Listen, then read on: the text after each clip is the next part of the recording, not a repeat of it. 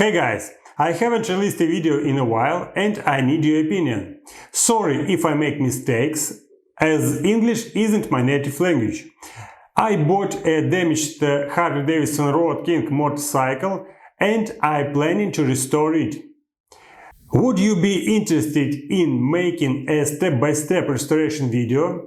Let me know what you think in the comments. It's important to me.